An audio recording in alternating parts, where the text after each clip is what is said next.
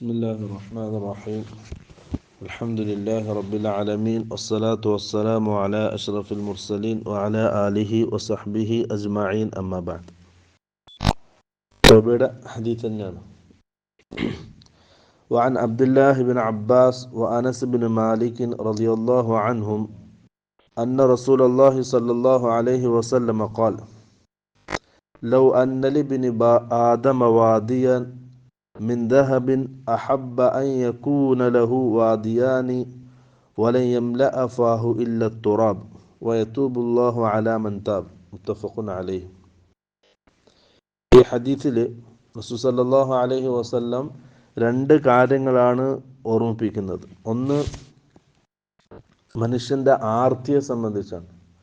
Love അന്ന ലിബിൻ ആദം വാദിയൻ, ആദം സന്തതികൾക്ക് മനുഷ്യർക്ക് ഒരു താഴ്വാരം, മിൻ ദഹബിൻ സ്വർണത്തിനാലുള്ള ഒരു താഴ്വാരമുണ്ടെങ്കിൽ, അഹബ്ബ അൻ യകൂന ലഹു വാദിയാൻ, അവൻ അതേപോലെ രണ്ട് താഴ്വാരുണ്ടാകാൻ അവൻ ആഗ്രഹിക്കും.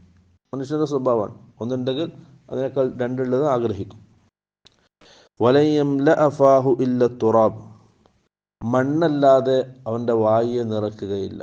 കാരണം എത്ര ആഗ്രഹിച്ചു, എത്ര കിട്ടിയാലും പിന്നെയും പിന്നെയും ദുനിയാവ് ആഗ്രഹിക്കും, സമ്പത്ത് ആഗ്രഹിക്കും. അവസാനം കിട്ടുന്നതോ മണ്ണിനോട് ചേരലാണ്, വേറൊന്നുമില്ല, വേറൊന്നും കൊണ്ടുപോകില്ല. ഇതാണ് മനുഷ്യന്റെ അത്യാഗ്രഹത്തെ സംബന്ധിച്ചാണ് ഹദീസിന്റെ ആദ്യ ഭാഗത്തിൽ റസൂൽ പറയുന്നത്. രണ്ടാമത്തേത്, വയതൂബുല്ലാഹു അലാ മൻ താബ, അള്ളാഹുവിനോട് തൗബ ചെയ്ത ഒരാളുടെ തൗബ അള്ളാഹു സ്വീകരിക്കും, അതിനൊരു സംശയമില്ല. ഇതാണ് ആ രണ്ടാമത്തെ ഭാഗമാണ് നമ്മുടെ ബാബുമായിട്ടുള്ള ബന്ധം ഹദീസിന്റെ. അടുത്തൊരു ഹദീസ്, വഅൻ അബീ ഹുറൈറത റളിയല്ലാഹു അൻഹു അന്ന റസൂലല്ലാഹി സ്വല്ലല്ലാഹു അലൈഹി വസല്ലം ഖാൽ: യൽഹഖുല്ലാഹു സുബ്ഹാനഹു വതആല ഇലാ റജുലൈൻ, രണ്ട് ആൾക്കാരെ നോക്കിയിട്ട് അള്ളാഹു ചിരിക്കും. അള്ളാഹുവിന്റെ ചിരി. അള്ളാഹുവിന്റെ ചിരി എന്ന് പറയുമ്പം അഹ്ലുസുന്നയുടെ നിലപാട് എന്താണ്? അള്ളാഹു ചിരിക്കും, അള്ളാഹു ഉദ്ദേശിക്കുന്ന സമയത്ത് ചിരിക്കും.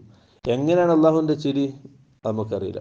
അത് യലീഖു ബി ജലാലിഹി വ അളമത്തിഹി, അള്ളാഹുവിന്റെ ജലാലത്തിനും അളമത്തിനും, അള്ളാഹുവിന്റെ ഉന്നതമായ സ്ഥാനത്തിന് യോജിച്ച രീതിയിൽ അള്ളാഹു ചിരിക്കും. നമ്മളതിനെ നിഷേധിക്കുന്നില്ല, അതിനെ വ്യാഖ്യാനിക്കുന്നില്ല, അതിനെ വേറെ രീതിയിൽ അർത്ഥം പറയുന്നില്ല. യൽഹഖു എന്ന് പറഞ്ഞ അറബിയിൽ ചിരിക്കുമെന്നാണ് അർത്ഥം. അതാണ് അഹ്ലുസുന്നയുടെ നിലപാട്.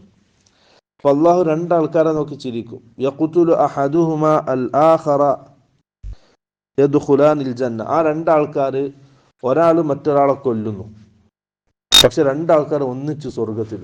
ഒരാൾ ഖാത്തിലാണ്, മറ്റൊരാൾ മഖ്തൂലാണ്, പക്ഷെ രണ്ടാൾക്കാരും ഒന്നിച്ച് സ്വർഗത്തിലാണ്. മറ്റു റസൂൽ വിശദീകരിക്കുകയാണ്, യുഖാതിലു ഹാദാ ഫീ സബീലില്ലാഹി ഫയുഖ്തൽ, അതിലൊരാൾ അള്ളാഹുവിൻ്റെ മാർഗത്തിൽ യുദ്ധം ചെയ്യുന്ന ആളാണ്. അവൻ അള്ളാഹുവിൻ്റെ മാർഗത്തിൽ യുദ്ധം ചെയ്തു, ശത്രുപക്ഷത്തുണ്ടായ ഒരു നാള് ഇവനെ കൊന്നു, ഇവൻ ഷഹീദായി, നേരെ സ്വർഗത്തിലാണ്. സുമ്മ യതൂബുല്ലാഹു അലൽ ഖാതിൽ, പിന്നെ ആദ്യം ശത്രുപക്ഷത്തുണ്ടായ ഇവനെ കൊന്ന ആള് പിന്നീട് തൗബ ചെയ്ത് ഇസ്ലാമിലേക്ക് വന്നു, അള്ളാഹുവിൻ്റെ തൗബ സ്വീകരിച്ചു. ഫയുസ്തഷ്ഹദു, അങ്ങനെ പിന്നീട് ഇവനും ഷഹീദാക്കപ്പെട്ടു. നമ്മുടെ സഹാബാക്കളുടെ ജീവിതത്തിൽ നോക്കിയാൽ മതി. ഇപ്പം ഖാലിദ് ബിൻ വലീദ് ഇസ്ലാമിനെതിരെ യുദ്ധം ചെയ്ത സഹാബിയാണ്, ആളാണ്. പിന്നെ മുസ്ലിമായി, സഹാബിയായി, പിന്നെ ഇസ്ലാമിന് വേണ്ടി യുദ്ധം ചെയ്യുന്ന അവസ്ഥ. അതാണ് ഖാത്തിലും മഖ്തൂലും സ്വർഗത്തിൽ, കൊന്ന ആളും കൊല്ലപ്പെട്ട ആളും സ്വർഗത്തിൽ. അള്ളാഹിന്റെ കാരുണ്യം. തൗബ ചെയ്താൽ അള്ളാഹു സ്വീകരിക്കുമെന്നുള്ളതാണ് ഈ രണ്ട് ഹദീസിൽ നിന്നും അറിയിക്കുന്നത്. അതാണ് ഇമാം നവവി റഹിമഹുല്ല തൗബയുടെ ബാബിൽ ഈ രണ്ട് ഹദീസ് കൊണ്ടുവന്നത്.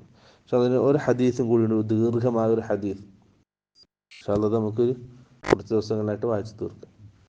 സുബ്ഹാനക അല്ലാഹുമ്മ വബിഹംദിക അഷ്ഹദു അൻ ലാ ഇലാഹ ഇല്ലാ അൻത അസ്തഗ്ഫിറുക വഅതൂബു ഇലൈക്. അസ്സലാമു അലൈക്കും വറഹ്മത്തുള്ളാഹി വബറകാതുഹു.